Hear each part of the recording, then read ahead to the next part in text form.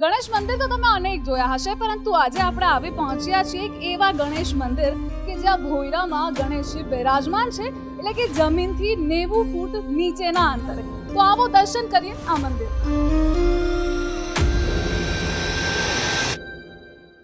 ગણેશજીનું એક એવું સ્થાન કે જ્યાં ભોયરામાં ગણેશજી બિરાજમાન છે, અને એ સ્થાન એટલે કે અમદાવાદના સાબરમતી નદીના કિનારે પૂર્વ વિસ્તારમાં આવેલું આ ભોયરાવાળા ગણેશજીનું મંદિર છે। આ મંદિર આપ જોઈ રહ્યા છો કે કેટલી અહીં કણ-કણમાં ધાર્મિકતા વહી રહી છે।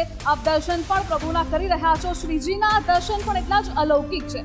લોકોની મનોકામના અહીં પૂર્ણ થાય છે। લોકોને ઘરનું ઘર ન થતું હોય, સંતાન પ્રાપ્તિ માટેની તેમની ઈચ્છા હોય, આ સાથે લગ્ન ન થતા હોય તો લોકો અહીં તેમની આ વિશ લઈને આવે છે અને બપ્પા તેમની મનોકામના પૂર્ણ કરે છે। એટલે જ દૂર દૂરથી ભક્તો અહીં દર્શનાર્થે આવતા હોય છે।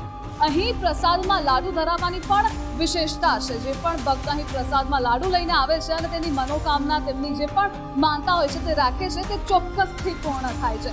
પાશ્વ શૈલીનું આ મંદિર માનવામાં આવે છે, એટલે કે પાશ્વકાલીન આ મંદિર છે। 350 થી 400 વર્ષ જૂનું આ મંદિર માનવામાં આવી રહ્યું છે।